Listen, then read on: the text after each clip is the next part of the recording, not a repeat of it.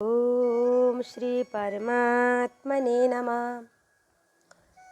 श्रीमद्भागवत महापुराण चतुर्थ स्कंध अथैकोनत्रिंशोऽध्यायः।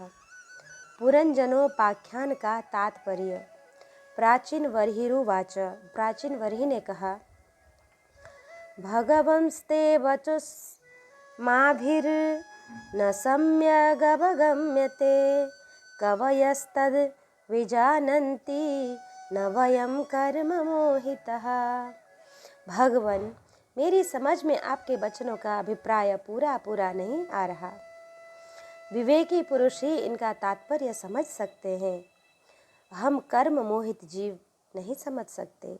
श्री नारद जी ने कहा कि राजन, पुरंजन नगर निर्माता जीव है जो अपने लिए 1, 2, 3, 4 अथवा बहुत पैरों वाला या बिना पैरों का शरीर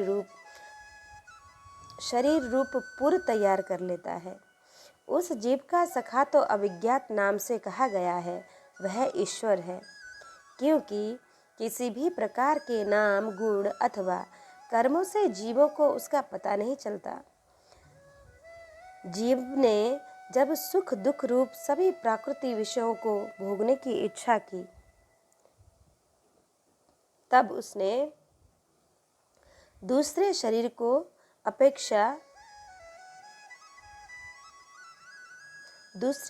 की अपेक्षा 9 द्वार, 2 हाथ और 2 पैरों वाला मानव देह ही पसंद किया। बुद्धि अथवा अविद्या को ही तुम पुरंजनी नाम की स्त्री मानो। इसी के कारण देह और इंद्रिय आदि में मेरेपन का भाव उत्पन्न होता है और पुरुष इसी का आश्रय लेकर शरीर में इंद्रियों द्वारा विषयों को भोगता है। 10 इंद्रियां ही उसके मित्र हैं, जिनसे कि सब प्रकार के ज्ञान और कर्म होते हैं। इंद्रियों की वृत्तियां ही उसकी सखियां और प्राण, अपान, व्यान, उदान समान रूप 5 प्रवृत्तियों वाला प्राणवायु ही नगर की रक्षा करने वाला 5 फन का सर्प है। दोनों प्रकार की इंद्रियों के नायक मन को ही 11वां महाबली योद्धा जानना चाहिए। शब्दादि 5 विषय ही पांचाल देश है, जिनके बीच में वह 9 द्वारों वाला नगर बसा हुआ है। उस नगर में एक एक स्थान पर 2-2 द्वार बताए गए थे। वे 2 नेत्र गोलोक, 2 नासा छिद्र और 2 कर्ण छिद्र हैं। इनके साथ मुख, लिंग और गुदा, ये 3 और मिलाकर कुल 9 द्वार हैं। इन्हीं में होकर वह जीव इंद्रियों के साथ बाह्य विषयों में जाता है। इसमें 2 नेत्र गोलोक, 2 नासा छिद्र और 1 मुख, ये 5 पूर्व के द्वार हैं। दाहिने कान को दक्षिणा का और बाएं कान को उत्तर का द्वार समझना चाहिए। गुदा और लिंग, ये नीचे के 2 छिद्र पश्चिम के द्वार हैं। खद्योता और आविर्मुखी नाम के जो 2 द्वार एक स्थान पर बताए गए थे, वे नेत्र गोलोक हैं। तथा रूप विभ्राजित नामक देश है, जिसका इन द्वारों से जीव चक्षु इंद्रिय की सहायता से अनुभव करता है। चक्षु इंद्रियों को ही पहले द्युमान नामक सखा कहा गया है। दोनों नासा छिद्र ही नलिनी और नालिनी नाम के द्वार है और नासिका का विषय गंध ही सौरभ देश है, जहाँ घ्राणेन्द्रिय अवधूत नाम का मित्र है। मुख मुख्य नाम का द्वार है। इसमें रहने वाली बाघेंद्रिय विपण है और रसेंद्रिय रसविद रसज्ञ नामक मित्र है। वाणी का व्यापार आपण है और तरह तरह का अन्न बहुधन है। तथा दाहिना कान पितृहु और बाया कान देवहु कहा गया है। कर्म कांड रूप प्रवृत्ति का मार्ग शास्त्र और उपासना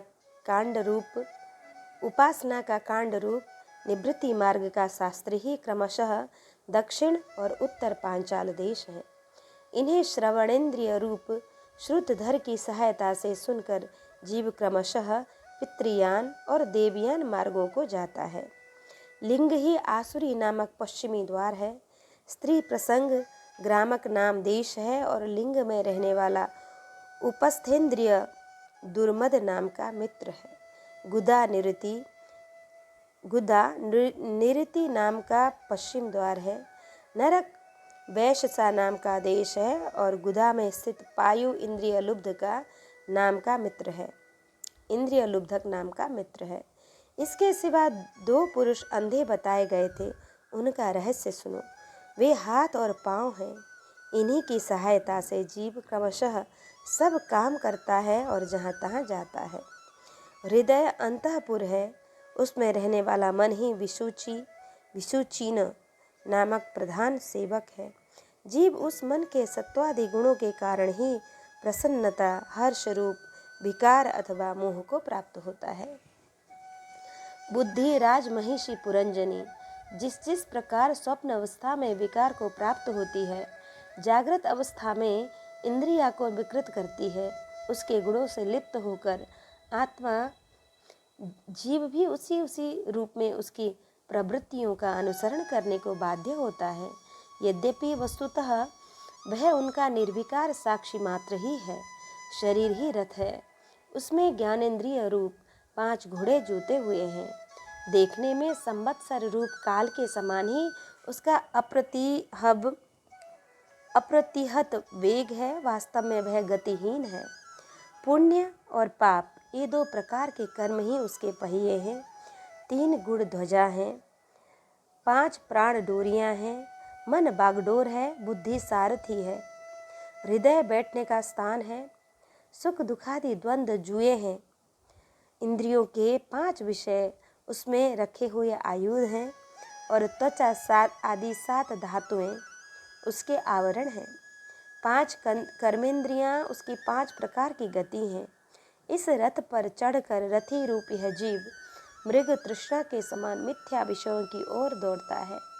11 इंद्रियां उसकी सेना है तथा 5 ज्ञानेंद्रियों के द्वारा उन इंद्रियों के विषयों को अन्यायपूर्वक ग्रहण करना ही उसका शिकार खेलना है।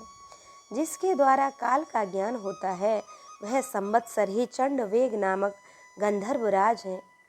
उसके अधीन जो 360 गंधर्व बताए गए थे वे दिन हैं और 360 गंधर्वियाँ रात्रि हैं। ये बारी बारी से चक्कर लगाते हुए मनुष्य की आयु को हरते रहते हैं। वृद्धावस्था ही साक्षात काल कन्या है, उसे कोई भी पुरुष पसंद नहीं करता। तब मृत्यु रूप यवनराज ने लोक का संहार करने के लिए उसे बहन मानकर स्वीकार कर लिया।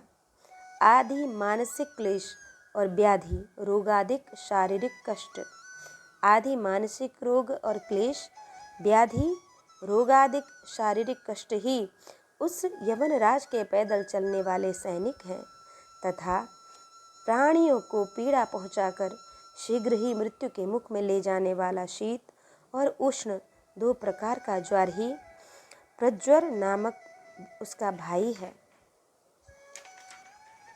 इस प्रकार यह देहाभिमानी जीव अज्ञान से आच्छादित होकर अनेक प्रकार के आदि भौतिक, आध्यात्मिक और आदि दैविक कष्ट भोगता हुआ 100 वर्ष तक मनुष्य शरीर में पड़ा रहता है।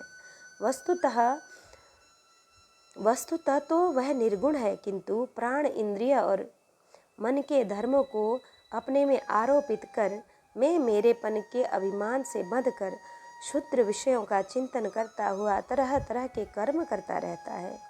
यह यद्यपि स्वयं प्रकाश है, तथापि जब तक सबके परम गुरु आत्मस्वरूप श्री भगवान के स्वरूप को नहीं जानता, तब तक प्रकृति के गुणों में ही बंधा रहता है।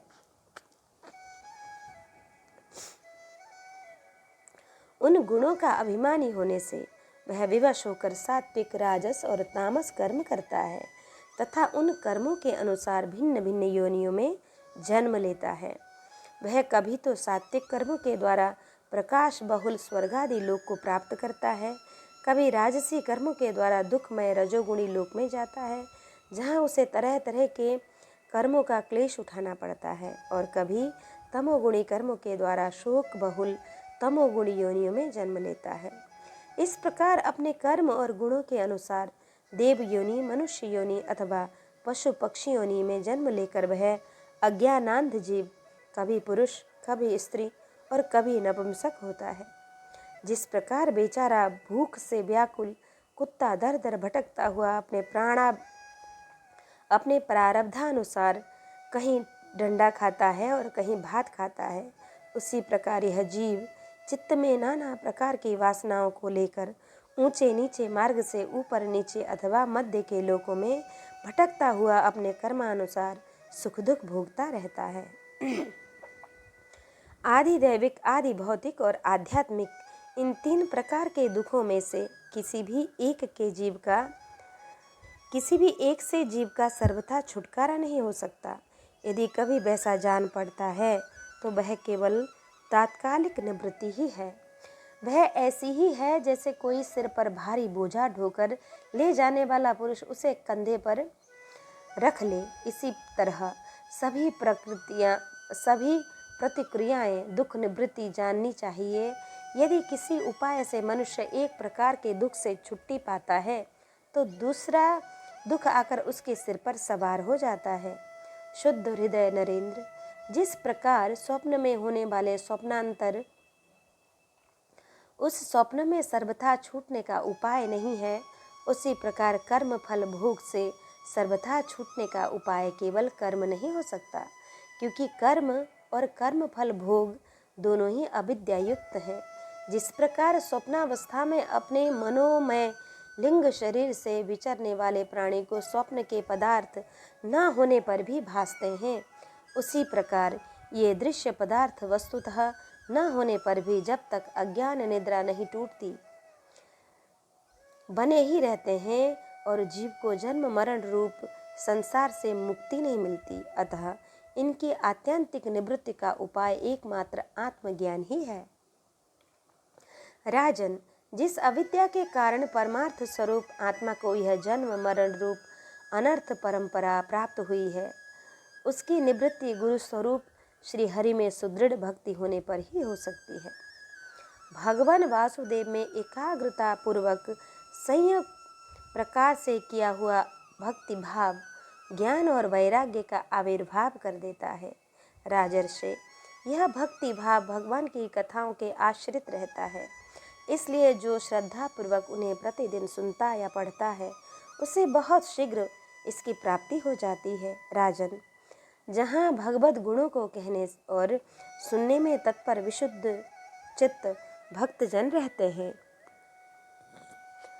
उन साधु समाज में सब और महापुरुषों के मुख से निकले हुए श्री मधुसूदन भगवान के चरित्र रूप शुद्ध अमृत की अनेकों नदियां बहती रहती हैं। जो लोग अतृप्त चित्त से श्रवण में तत्पर अपने कर्ण कुहरों द्वारा उस अमृत का छक कर पान करते हैं, उन्हें भूख प्यास भय शोक और मोह आदि कुछ भी बाधा नहीं पहुंचा सकते। हाय, स्वभावतः प्राप्त होने वाले इन क्षुधा पिपासादि विघ्नों से सदा घिरा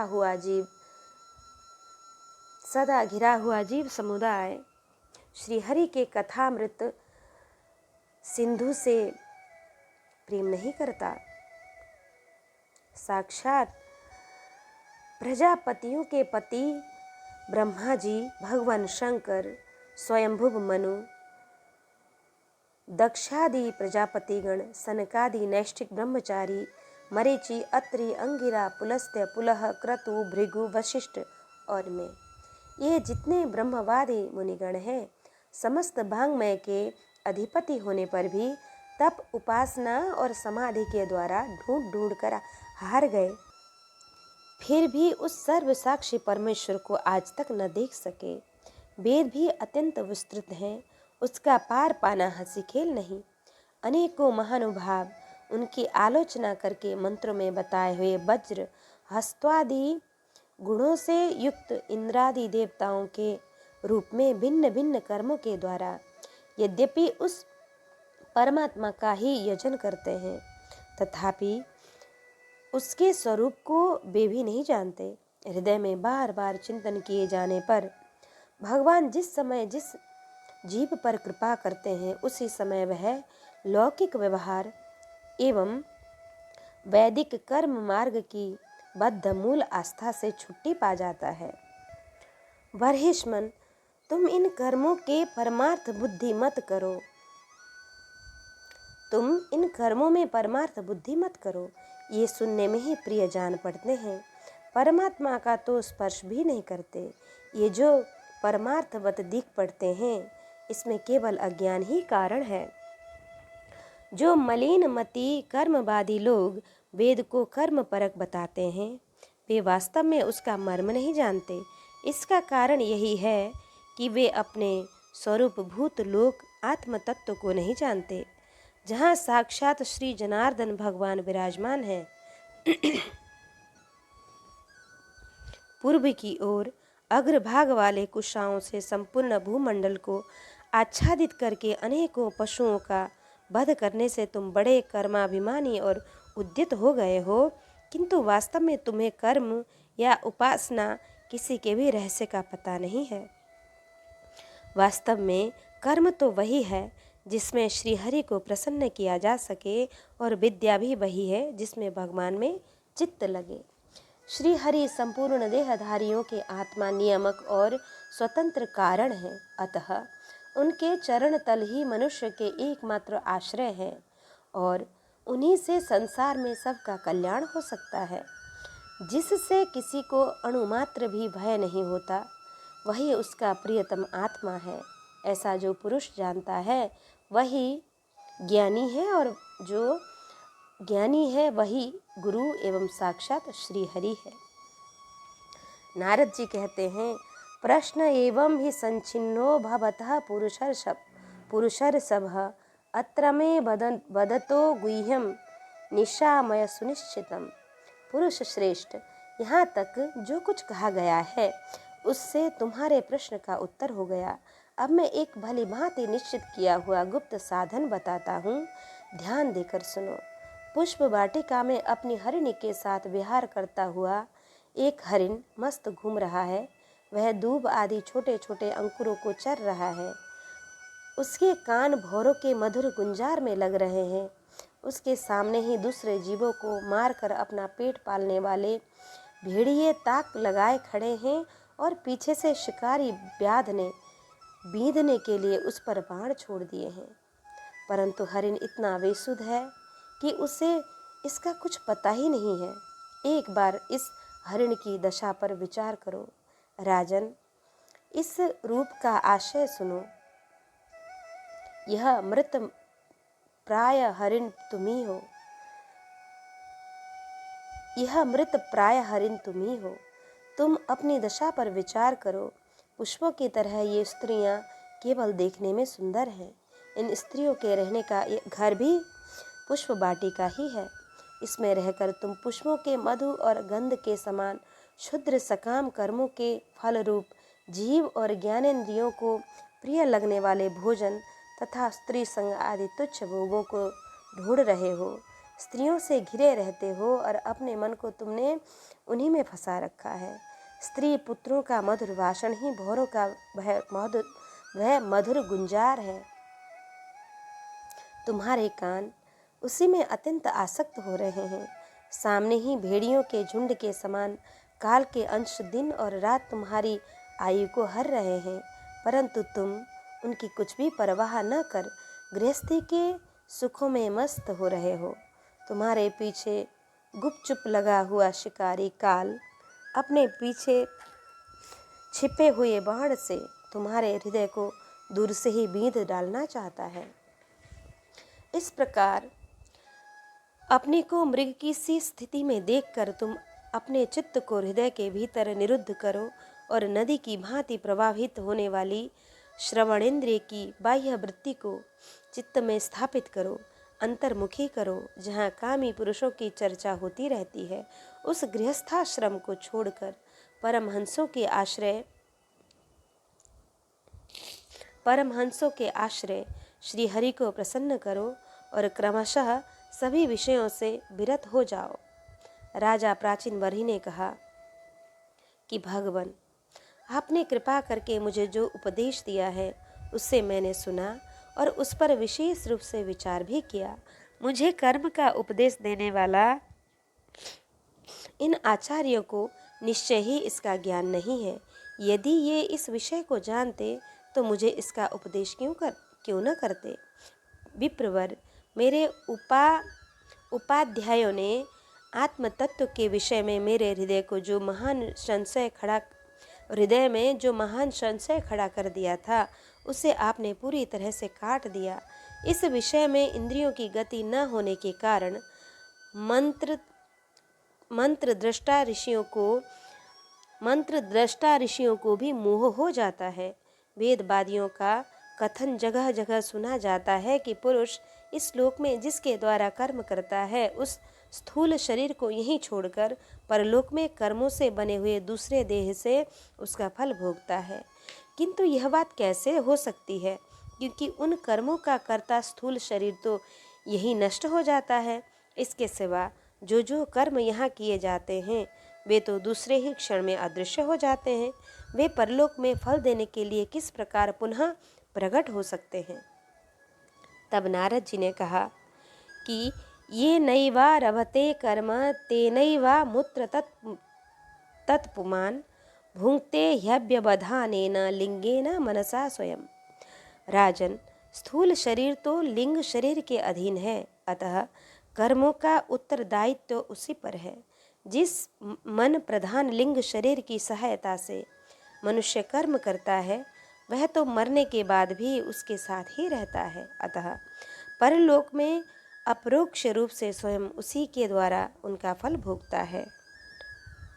स्वप्नावस्था में मनुष्य इस जीवित शरीर का अभिमान तो छोड़ देता है, किंतु इसी के समान अथवा इससे भिन्न प्रकार के पशु पक्षी आदि शरीर से वह मन में संस्कार रूप से स्थित कर्मों का फल भोगता रहता है। इस मन के द्वारा जीव जिन स्त्री पुत्रादि को ये मेरे और देहादि को यह मैं हूँ ऐसा कहकर मानता है, उनके किए हुए पाप पुण्यादि रूप कर्मों को भी यह अपने ऊपर ले लेता है और उनके कारण इसे व्यर्थ ही फिर जन्म लेना पड़ता है। जिस प्रकार ज्ञानेंद्रिय और कर्मेंद्रिय दोनों की चेष्टाओं से उनके प्रेरक चित्त का अनुमान किया जाता है, उसी प्रकार चित्त की भिन्न भिन्न प्रकार के प्रवृत्तियों से पूर्व जन्म में कर्मों का भी अनुमान होता है। अतः कर्म अदृष्ट रूप से फल देने के लिए कालांतर में मौजूद रहते हैं। कभी कभी देखा जाता है कि जिस वस्तु का इस शरीर से कभी अनुभव नहीं किया, जिसे न कभी देखा न सुना ही, उसका स्वप्न में वह जैसी होती है वैसा ही अनुभव हो जाता है। राजन, तुम निश्चय मानो कि लिंग देह के अभिमानी जीव को उसका अनुभव पूर्व जन्म में हो चुका है, क्योंकि जो वस्तु पहले अनुभव की हुई नहीं होती उसकी मन में वासना भी नहीं हो सकती। राजन, तुम्हारा कल्याण हो, मन ही मनुष्य के पूर्व रूपों को तथा भावी शरीरादि को भी बता देता है, और जिनका भावी जन्म होने वाला नहीं होता, उन तत्ववेत्ताओं की विदेह मुक्ति का पता भी उनके मन से लग जाता है। कभी कभी स्वप्न में देश काल अथवा क्रिया संबंधी ऐसी बातें भी देखी जाती हैं जो पहले कभी नहीं देखी या नहीं सुनी। ऐसे पर्वत की चोटी पर समुद्र, दिन में तारे अथवा अपना सिर कटा दिखाई देना इत्यादि, इनके दिखने में निद्रा दोष को ही कारण मानना चाहिए। मन के सामने इंद्रियों के अनुभव होने योग्य पदार्थ ही भोग रूप में बार बार आते हैं और भोग समाप्त होने पर चले जाते हैं। ऐसा कोई पदार्थ नहीं आता जिसका इंद्रियों से अनुभव न हो सके। इसका कारण यही है कि सब जीव मन सहित हैं।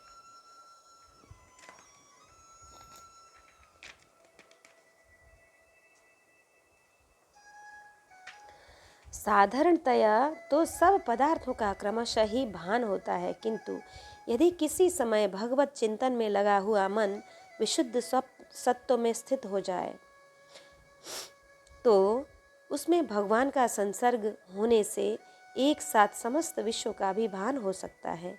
जैसे राहु दृष्टि का विषय न होने पर भी प्रकाशात्मक चंद्रमा के संसर्ग से दिखने लगता है।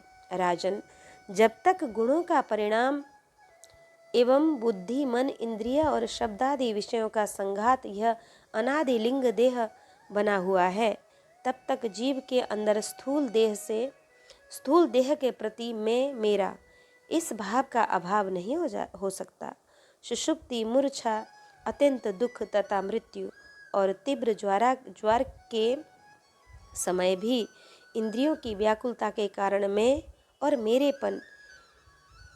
मेरेपन की स्पष्ट प्रतीति नहीं होती, किंतु उस समय भी उनका अभिमान तो बना ही रहता है। जिस प्रकार अमावस्या की रात्रि में चंद्रमा रहते हुए भी दिखाई नहीं देता, उसी प्रकार युवावस्था में स्पष्ट प्रतीत होने वाला यह एकादश इंद्रिय विशिष्ट लिंग शरीर गर्भावस्था और बाल्यकाल में रहते हुए भी इंद्रियों का पूर्ण विकास न होने के कारण प्रतीत नहीं होता।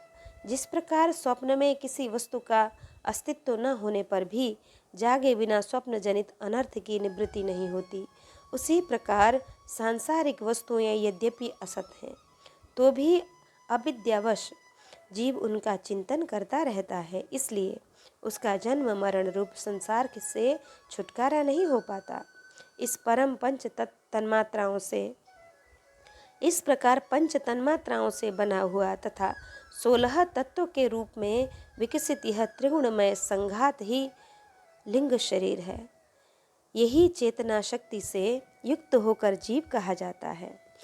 इसके द्वारा पुरुष भिन्न भिन्न देहों को ग्रहण करता और त्यागता है तथा इसी से उसे हर्ष, शोक, भय, दुख और सुख दुखादि का अनुभव होता है। जिस प्रकार जोंक जब तक दूसरे तृण को नहीं पकड़ लेती तब तक पहले को नहीं छोड़ती, उसी प्रकार जीव मरण काल उपस्थित होने पर भी जब तक देहारंभक कर्मों की समाप्ति होने पर दूसरा शरीर प्राप्त नहीं कर लेता, तब तक पहले शरीर के अभिमान को नहीं छोड़ता। राजन, यह मन प्रधान लिंग शरीर ही जीव के जन्मादि का कारण है। जीव जब इंद्रिय जनित भोगों का चिंतन करते हुए बार बार उन्हीं के लिए कर्म करता है तथा उन कर्मों के होते रहने से अविद्यावश वह देहादि के कर्मों में बंध जाता है। अतएव उस कर्म बंधन से छुटकारा पाने के लिए संपूर्ण विश्व को भगवद रूप देखते हुए सब प्रकार श्रीहरि का भजन करो। इन्हीं से इस विश्व की उत्पत्ति और स्थिति है तथा उन्हीं में लय होता है। मैत्री जी कहते हैं,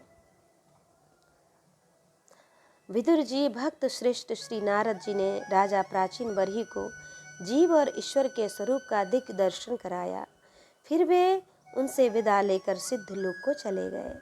तब राजर्षि प्राचीन बरही भी प्रजा पालन का भार अपने पुत्रों को सौंपकर तपस्या करने के लिए कपिलाश्रम को चले गए। वहाँ उन वीरवर ने समस्त विषयों की आसक्ति छोड़ एकाग्र मन से भक्तिपूर्वक श्रीहरि के चरण कमलों का चिंतन करते हुए सारूप्य पद प्राप्त किया।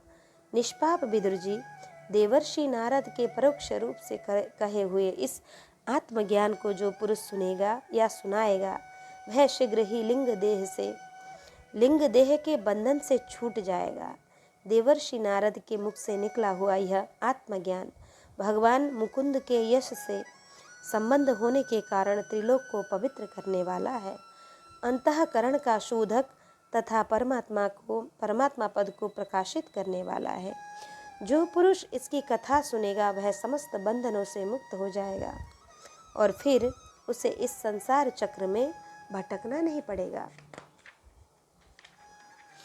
विदुर जी, गृहस्थाश्रमी पुरंजन के रूपक से परोक्ष रूप में कहा हुआ यह अद्भुत आत्मज्ञान मैंने गुरुजी की कृपा से प्राप्त किया था। इसका तात्पर्य समझ लेने से बुद्धि युक्त जीव का देहाभिमान निवृत्त हो जाता है तथा उसका परलोक में जीव किस प्रकार कर्मों का फल भोगता है यह संशय भी मिट जाता है। इति श्रीमद्भागवते महापुराणे पारमहंस्यां संहितायां विदुर मैत्रेय संवादे प्राचीन बर्ही नारद संवादो नामैकोनत्रिंशोऽध्यायः। नारद प्राचीन बर्ही संवादे ध्यात्म पारोक्ष्यम नाम। नामैकोनत्रिंशोऽध्यायः। अथ त्रिंशोऽध्यायः। प्रचेताओं को श्री विष्णु भगवान का वरदान। विदुर जी कहते हैं, विदुर जी पूछते हैं कि ये त्वयाभिहिता ब्राह्मण सुतः प्राचीन वर्हिषः ते रुद्र गीतेन हरिम सिद्धि मापुः प्रतुष्यकाम। ब्राह्मण, आपने राजा प्राचीन वर्हि के जिन पुत्रों का वर्णन किया था, उन्होंने रुद्र गीत के द्वारा श्रीहरि की स्तुति करके क्या सिद्धि प्राप्त की? और बार्हस्पत्य मोक्षाधिपति श्री नारायण के अत्यंत प्रिय भगवान शंकर अकस्मात सानिध्य प्राप्त करके प्रचेताओं ने मुक्ति तो प्राप्त की ही होगी। इससे पहले इस लोक में अथवा परलोक में भी उन्होंने क्या पाया, यह बताने की कृपा करें। मैत्रेय जी ने कहा कि विदुर जी, पिता के आज्ञाकारी प्रचेताओं ने समुद्र के अंदर खड़े रहकर रुद्र गीत के जप रूपी यज्ञ और तपस्या के द्वारा समस्त शरीर के उत्पादक भगवान श्री हरि को प्रसन्न कर लिया। तपस्या करते करते 10,000 वर्ष बीत जाने पर पुराण पुरुष श्री नारायण अपनी मनोहर कांति द्वारा उनके तपस्या जनित क्लेश को शांत करते हुए सौम्य विग्रह से उनके सामने प्रकट हुए। गरुड़ जी के कंधे पर बैठे हुए श्री भगवान ऐसे जान पड़ते थे मानो सुमेरु के शिखर पर कोई श्याम घटा छाई हो। उनके श्री अंग में मनोहर पीतांबर और कंठ में कौस्तुभ मणि सुशोभित थी। अपनी दिव्य प्रभाव से वे सब दिशाओं का अंधकार दूर कर रहे थे। चमकीले सुवर्णमय आभूषणों से युक्त उनके कमनीय कपोल और मनोहर मुखमंडल की अपूर्व शोभा हो रही थी। उनके मस्तक पर झिलमिलाता हुआ मुकुट शोभायमान था। प्रभु की 8 भुजाओं में 8 आयुध थे। देवता मुनि और पार्षदगण सेवा में उपस्थित थे तथा गरुड़ जी किन्नरों की भांति साममय पंखों की ध्वनि से कीर्तिगान कर रहे थे। उनकी 8 लंबी लंबी स्थूल भुजाओं के बीच में लक्ष्मी जी से स्पर्धा करने वाली वनमाला विराजमान थी। आदि पुरुष श्री नारायण ने इस प्रकार पधार कर अपने शरणागत प्रचेताओं की ओर दया दृष्टि से निहारते हुए मेघ के समान गंभीर वाणी में कहा कि वरम वृणीध्वं भद्रम यो यूयं मे नृपनंदना सौहार्देना पृथग धर्मास तुष्टोहम सौहृदे नवः। राजपुत्रों, तुम्हारा कल्याण हो। तुम सब में परस्पर बड़ा प्रेम है और स्नेहवश तुम एक ही धर्म का पालन कर रहे हो। तुम्हारे इस आदर्श सौहार्द से मैं बड़ा प्रसन्न हूँ। मुझसे वर मांगो। जो पुरुष सायंकाल के समय प्रतिदिन तुम्हारा स्मरण करेगा, उसका अपने भाइयों में अपने ही समान प्रेम होगा तथा समस्त जीवों के प्रति मित्रता का भाव हो जाएगा। जो लोग सायंकाल और प्रातःकाल एकाग्र चित्त से रुद्र गीत द्वारा मेरी स्तुति करेंगे, उनको मैं अभिष्ट वर और शुद्ध बुद्धि प्रदान करूँगा। तुम लोगों ने बड़ी प्रसन्नता से अपने पिता की आज्ञा शिरोधार्य की है। इससे तुम्हारी कमनीय कीर्ति समस्त लोकों में फैल जाएगी। तुम्हारे एक बड़ा ही विख्यात पुत्र होगा। वह गुणों में किसी भी प्रकार ब्रह्मा जी से कम न होगा तथा अपनी संतान से तीनों लोकों को पूर्ण कर देगा। राजकुमारों, कंडू ऋषि के तपोनाश के लिए इंद्र की भेजी हुई प्रमलोचा अप्सरा से एक कमल नयनी कन्या उत्पन्न हुई थी। उसे छोड़कर वह स्वर्ग को चली गई। तब वृक्षों ने उस कन्या को लेकर पाला पोषा। जब वह भूख से व्याकुल होकर रोने लगी, तब औषधियों के राजा चंद्रमा ने दयावश उसके मुंह में अपनी अमृत वर्षिणी तर्जनी अंगुली दे दी। तुम्हारे पिता आजकल मेरी सेवा भक्ति में लगे हुए हैं। उन्होंने तुम्हें संतान उत्पन्न करने की आज्ञा दी है। अतः तुम शीघ्र ही उस देवोपम सुंदरी कन्या से विवाह कर लो।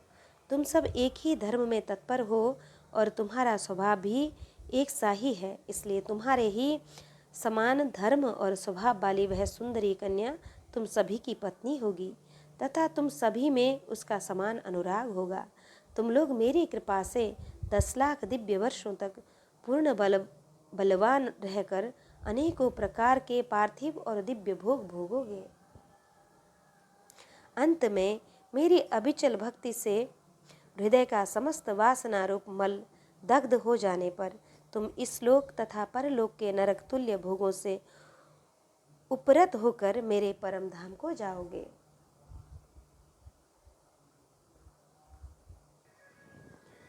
जिन लोगों के कर्म भगवत अर्पण बुद्धि से होते हैं और जिनका सारा समय मेरी कथा वार्ताओं में ही बीतता है, वे गृहस्थाश्रम में रहें तो भी घर उनके बंधन का कारण नहीं होते। वे नित्य प्रति मेरी लीलाएं सुनते रहते हैं। इसलिए ब्रह्मवादी वक्ताओं के द्वारा मैं ज्ञान स्वरूप पर ब्रह्म उनके हृदय में नित्य नया नया सा भासता रहता हूँ और मुझे प्राप्त कर लेने पर जीवों को न मोह हो सकता है, न शोक और न हर्ष ही। मैत्रेय जी कहते हैं, एवं ब्रुवाणां पुरुषार्थभाजनं जनार्दनं प्राञ्जलयः प्रचेतसः तद्दर्शनध्वस्त तमो रजोमलः गिरा गृणन् गदगदया सुहृत्तमम्। भगवान के दर्शन से प्रचेताओं का रजोगुण तमोगुण मल नष्ट हो चुका था। तब उसने सकल पुरुषार्थों के आश्रय और सबके परम सुहृद श्रीहरि ने इस प्रकार कहा। तब वे हाथ जोड़कर गदगद वाणी से कहने लगे, प्रभो नमो नमः क्लेश विनाशनाय निरूपितोदार गुणाः वयाय मनोवचो वेगपुरोजवाय सर्वाक्ष मार्गैर्गतध्वने नमः। प्रभु, आप भक्तों के क्लेश दूर करने वाले हैं, हम आपको नमस्कार करते हैं। वेद आपके उदार गुण और नामों का निरूपण करते हैं, अथवा वेग मन और वाणी के वेग से भी बढ़कर है। आपका वेग मन और वाणी के वेग से भी बढ़कर है तथा आपका स्वरूप सभी इंद्रियों की गति से परे है। हम आपको बार बार नमस्कार करते हैं। आप अपने स्वरूप में स्थित रहने के कारण नित्य शुद्ध और शांत हैं। मन रूप निमित्त के कारण हमें आप में यह मिथ्या द्वैत भास रहा है। वास्तव में जगत की उत्पत्ति, स्थिति और लय के लिए आप माया के गुणों को स्वीकार करके ही ब्रह्मा, विष्णु और महादेव रूप धारण करते हैं। हम आपको नमस्कार करते हैं। आप विशुद्ध सत्व स्वरूप हैं। आपका ज्ञान संसार बंधन को दूर कर देता है। आप ही समस्त भागवतों के प्रभु वसुदेव नंदन भगवान श्री कृष्ण हैं। आपको नमस्कार है। आपकी ही नाभि से ब्रह्मांड रूप कमल प्रकट हुआ था। आपके कंठ में कमल कुसुमों की माला सुशोभित है तथा आपके चरण कमल के समान कोमल हैं। आपके चरण कमल के समान कोमल हैं। कमल नयन, आपको नमस्कार है। आप कमल कुसुम की केसर के समान स्वच्छ पीतांबर धारण किए हुए हैं। समस्त भूतों के आश्रय स्थान हैं तथा सबके साक्षी हैं। हम आपको नमस्कार करते हैं। भगवान, आपका यह स्वरूप संपूर्ण क्लेशों की निवृत्ति करने वाला है। हम अविद्या, अस्मित, राग, द्वेषादि क्लेशों में से पीड़ितों के सामने आपने इसे प्रकट किया है। इससे बढ़कर हम पर और क्या कृपा होगी। अमंगलहारी प्रभु, दीनों पर दया करने वाले समर्थ पुरुषों को इतनी ही कृपा करनी चाहिए कि समय समय पर उन दीन जनों को ये हमारे हैं इस प्रकार स्मरण कर लिया करें। इसी से उनके आश्रितों का चित्त शांत हो जाता है। आप तो क्षुद्र से क्षुद्र प्राणियों के भी अंतःकरण में अंतर्यामी रूप से विराजमान है। फिर आपके उपासक हम लोग जो जो कामनाएं करते हैं, हमारी उन कामनाओं को आप क्यों न जान लेंगे। हे जगदीश्वर, आप मोक्ष का मार्ग दिखाने वाले और स्वयं पुरुषार्थ स्वरूप हैं। आप हम पर प्रसन्न हैं। इससे बढ़कर हमें और क्या चाहिए। बस हमारा अभिष्ट वर तो आपकी प्रसन्नता ही है। यद्यपि नाथ, हम एक वर आपसे अवश्य मांगते हैं। प्रभु, आप प्रकृति आदि से परे हैं और आपकी विभूतियों का भी कोई अंत नहीं है, इसलिए आप अनंत कहे जाते हैं। यदि भ्रमर को अनायासी कल्प वृक्ष मिल जाए तो क्या वह किसी दूसरे वृक्ष का सेवन करेगा? तब आपके चरण कमल में आकर अब हम क्या मांगें, क्या क्या मांगें? हम आपसे केवल यही मांगते हैं कि जब तक आपकी माया से मोहित होकर हम अपने कर्मानुसार संसार में भ्रमते रहें, तब तक जन्म जन्म में हमें आपके प्रेमी भक्तों का संग प्राप्त होता रहे। हम तो भगवत भक्तों के क्षण भर के संग के सामने स्वर्ग और मोक्ष को भी कुछ नहीं समझते, फिर मानवीय भोगों की तो बात ही क्या है। भगवत भक्तों के समाज में सदा सर्वदा भगवान की मधुर मधुर कथाएं होती रहती हैं, जिनके श्रवण मात्र से भोग तृष्णा शांत हो जाती है। जहाँ प्राणियों में किसी प्रकार का वैर विरोध या उद्वेग नहीं रहता, अच्छे अच्छे कथा प्रसंगों द्वारा निष्काम भाव से सन्यासियों के एकमात्र आश्रय साक्षात श्री नारायण देव का बार बार गुणगान होता रहता है। आपके वे भक्तजन तीर्थों को पवित्र करने के उद्देश्य से पृथ्वी तल पर पैदल ही विचरा करते हैं। भला उनका समागम संसार से भयभीत हुए पुरुषों को कैसे रुचिकर न होगा। भगवान, आपके प्रिय सखा भगवान शंकर के क्षण भर के समागम से ही आज हमें आपका साक्षात दर्शन प्राप्त हुआ है। आप जन्म मरण रूप दुसाध्य रोग के श्रेष्ठतम वैद्य हैं, अतः अब हमने आपका ही आश्रय लिया है। प्रभु, हमने समाहित चित्त से जो कुछ अध्ययन किया है, निरंतर सेवा शुश्रूषा करके गुरु ब्राह्मण और वृद्ध जन को प्रसन्न किया है, तथा दोष बुद्धि त्याग कर श्रेष्ठ पुरुष सुहृद गण बंधु वर्ग एवं समस्त प्राणियों की वंदना की है, और अन्नादि को त्याग कर दीर्घ काल तक जल में खड़े रहकर तपस्या की। वह सब आप सर्वव्यापक पुरुषोत्तम के संतोष का कारण हो, यही हम वर मांगते हैं। स्वामिन, आपकी महिमा का पार न पाकर भी स्वयंभुव मनु, स्वयं ब्रह्मा जी, भगवान शंकर तथा तप और ज्ञान के शुद्ध चित्त हुए अन्य पुरुष निरंतर आपकी स्तुति करते रहते हैं, अतः हम भी अपनी बुद्धि के अनुसार आपका यशोगान करते हैं। आप सर्वत्र समान शुद्ध स्वरूप और परम पुरुष हैं। आप सत्य मूर्ति भगवान वासुदेव को हम नमस्कार करते हैं। मैत्री जी कहते हैं, विदुर जी, प्रचेताओं के इस प्रकार स्तुति करने पर शरणागत वत्सल श्री भगवान ने प्रसन्न होकर कहा, तथास्तु।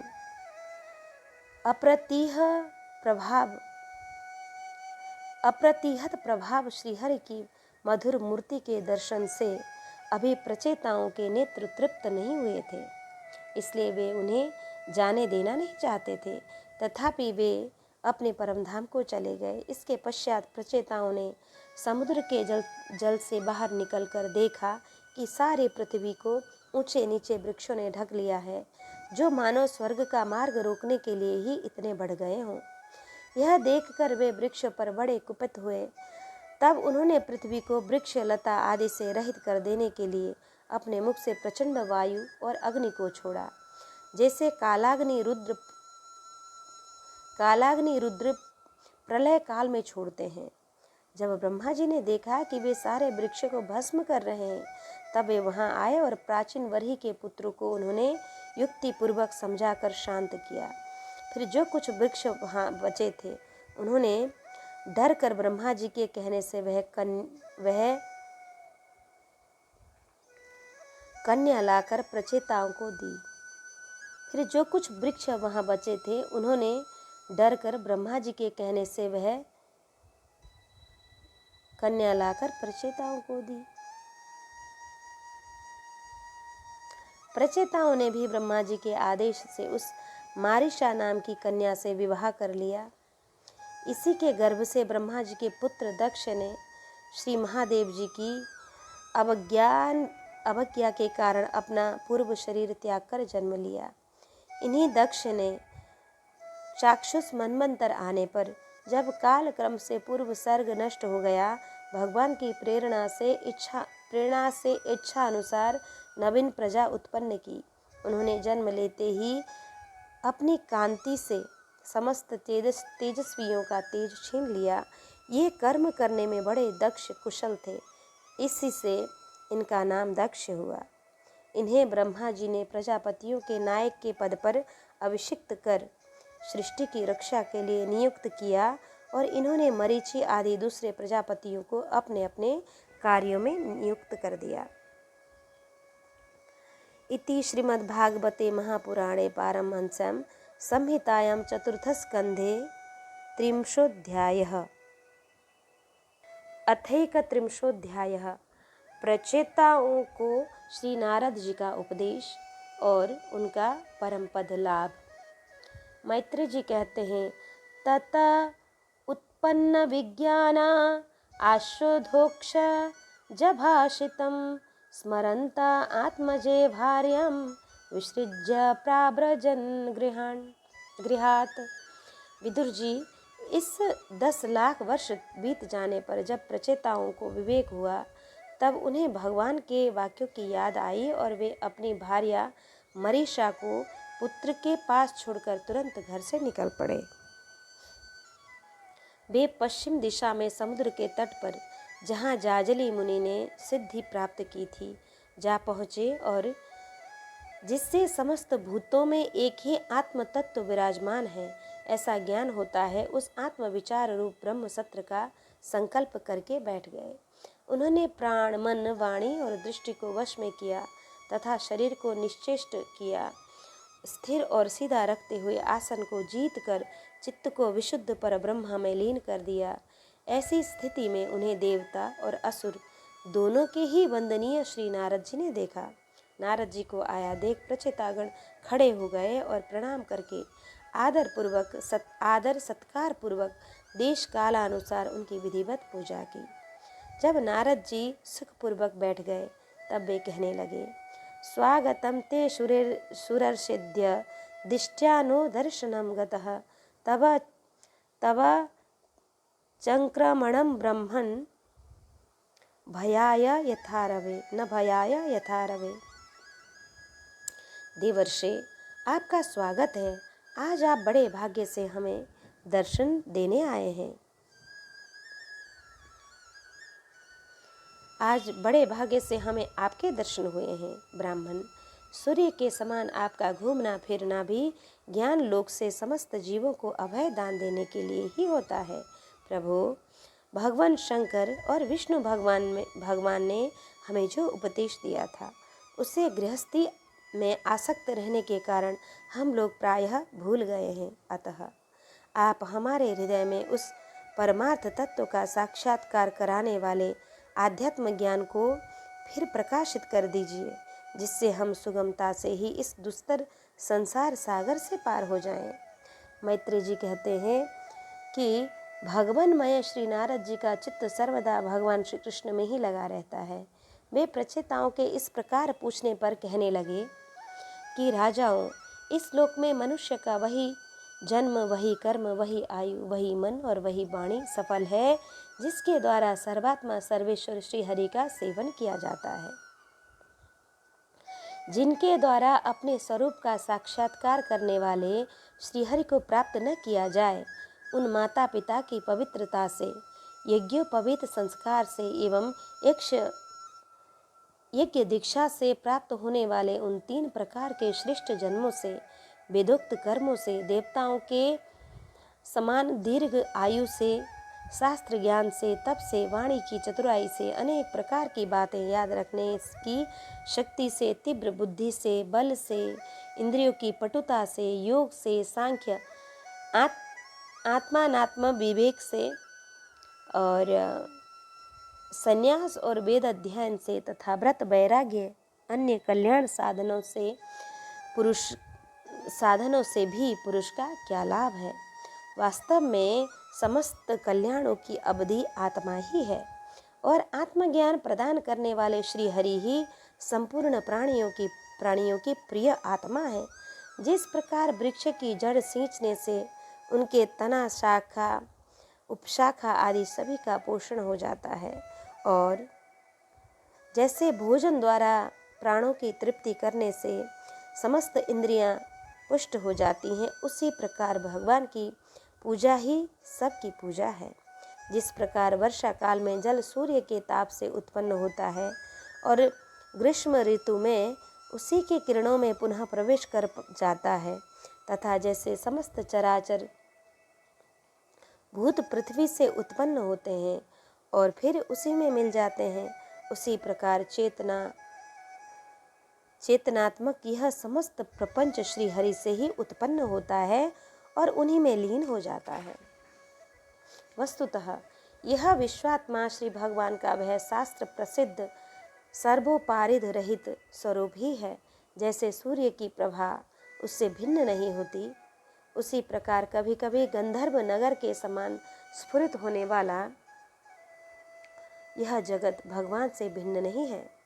तथा जैसे जागृत अवस्था में इंद्रियां क्रियाशील रहती हैं किंतु सुषुप्ति में उनकी शक्तियां लीन हो जाती हैं, उसी प्रकार यह जगत सर्ग काल में भगवान से प्रकट हो जाता है और कल्पांत होने पर उन्हीं में लीन हो जाता है। स्वरूपतः भगवान में द्रव्य, क्रिया और ज्ञान रूपी त्रिविध अहंकार के कार्यों की तथा उनके निमित्त से होने वाले भेद भ्रम की सत्ता है ही नहीं। नृपतिगण जैसे बादल, अंधकार और प्रकाश ये क्रमशः आकाश से प्रकट होते हैं और उसी में लीन हो जाते हैं, किंतु आकाश इनसे लिप्त नहीं होता। इसी प्रकार ये सत्व, रज और तमोमयी शक्तियाँ कभी पर ब्रह्म से उत्पन्न होती हैं और कभी उन्हीं में लीन हो जाती हैं। इसी प्रकार इनका प्रवाह चलता रहता है, किंतु इससे आकाश के समान असंग परमात्मा में कोई विकार नहीं होता। अतः तुम ब्रह्मादि समस्त लोकपालों को भी अधीश्वर श्री हरि को अपने से अभिन्न मानते हुए भजो, क्योंकि वे ही समस्त देहधारियों के एकमात्र आत्मा हैं। वे ही जगत के निमित्त कारण, काल, उपादान कारण, प्रधान और नियंता पुरुषोत्तम हैं तथा अपनी काल शक्ति से ही इस गुणों के प्रवाह रूप प्रपंच का संहार करते हैं। वे भक्त वत्सल भगवान समस्त जीवों पर दया करने से, जो कुछ मिल जाए उसी से संतुष्ट रहने से तथा समस्त इंद्रियों को विषयों से निवृत्त करके शांत करने से शीघ्र ही प्रसन्न हो जाते हैं। पुत्रैषणा आदि सब प्रकार की वासनाओं के निकल जाने से जिनका अंतःकरण शुद्ध हो गया है, उन संतों के हृदय में उनके निरंतर बढ़े हुए चिंतन से खींचकर अविनाशी श्री हरि आ जाते हैं और अपनी भक्ताधीनता को चरितार्थ करते हुए हृदयाकाश की भांति वहाँ से हटते नहीं। भगवान तो अपने को ही सर्वस्व मानने वाले निर्धन पुरुषों पर ही प्रेम करते हैं, क्योंकि वे परम रसज्ञ हैं। उन अकिंचनों की अनन्याश्रया अहेतु की भक्ति में कितना माधुर्य होता है, इसे प्रभु अच्छी तरह जानते हैं। जो लोग अपने शास्त्र ज्ञान, धन, कुल और कर्मों के मत से उन्मत्त होकर ऐसे निष्किंचन साधुओं का तिरस्कार करते हैं, उन दुर्बुद्धियों की पूजा तो प्रभु स्वीकार ही नहीं करते। भगवान स्वरूपानंद से ही परिपूर्ण है। उन्हें निरंतर अपनी सेवा में रहने वाली लक्ष्मी जी तथा उनकी इच्छा करने वाले नरपति और देवताओं की भी कोई परवाह नहीं है। इतने पर भी वे अपने भक्तों के तो अधीन ही रहते हैं। अहो, ऐसे करुणा सागर श्री हरि को कोई भी कृतज्ञ पुरुष थोड़ी देर के लिए भी कैसे छोड़ सकता है। विदुर जी, मैत्र जी कहते हैं, विदुर जी, भगवान नारद ने प्रचेताओं को इस उपदेश के साथ और भी बहुत सी भगवत संबंधी बातें सुनाई। इसके पश्चात वे ब्रह्मलोक को चले गए। प्रचेतागण भी उनके मुख से संपूर्ण जगत के पाप रूप मल को दूर करने वाले भगवत चरित्र सुनकर भगवान के चरण कमलों का ही चिंतन करने लगे और अंत में भगवत धाम को प्राप्त हुए। इस प्रकार आपने जो मुझसे श्री नारद जी और प्रचेताओं के भगवत कथा संबंधी संवाद के विषय में पूछा था, वह मैंने आपको सुना दिया। अब सुखदेव जी कहते हैं, ये एष उत्तानपदो मानवस्यानुवर्णितः वंशप्रियव्रतस्यापि निबोध नृपसत्तमा। राजन, यहाँ तक स्वयंभू मनु के पुत्र उत्तानपाद के वंश का वर्णन हुआ। अब प्रियव्रत के वंश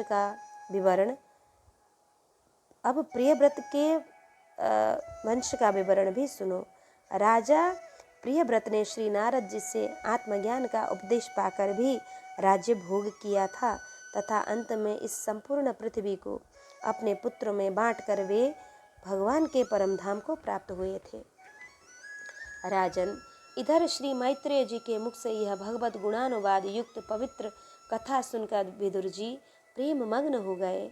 भक्ति भाव का उद्रेक होने से उनके नेत्रों से पवित्र आंसुओं की धारा बहने लगी तथा उन्होंने हृदय में भगवत चरणों का स्मरण करते हुए अपना मस्तक मुनिवर मैत्रेय जी के चरणों पर रख दिया। विदुर जी कहने लगे, महायोगिन, आप बड़े ही करुणामय हैं। आज आपने मुझे अज्ञान अंधकार के उस पार पहुंचा दिया है जहां अकिंचनों के सर्वस्व श्री हरि विराजते हैं। मैत्रेय जी को सुखदेव जी कहते हैं, मैत्रेय जी को उपर्युक्त कृतज्ञता सूचक वचन कहकर तथा प्रणाम कर विदुर जी ने उनसे आज्ञा ली और फिर शांत चित्त होकर अपने बंधुओं से मिलने के लिए वे हस्तिनापुर चले गए। राजन, जो पुरुष भगवान के शरणागत परम भागवत राजाओं का यह पवित्र चरित्र सुनेगा उसे दीर्घ आयु, धन, सुयश, क्षेम, सद्गति और ऐश्वर्य की प्राप्ति होगी। इति श्रीमद्भागवते महापुराणे वैयासिक्यामष्टादशसहस्रां सहस्रां पारमहंस्यां संहितायां चतुर्थस्कन्धे प्रचेतासोपाख्यानं नामैकत्रिंशोऽध्यायः। इति चतुर्थस्कन्ध समाप्त। हरि ओम तत्सत्। कृष्णाय वासुदेवाय हरये परमात्मने प्रणतक्लेशनाशाय गोविन्दाय नमो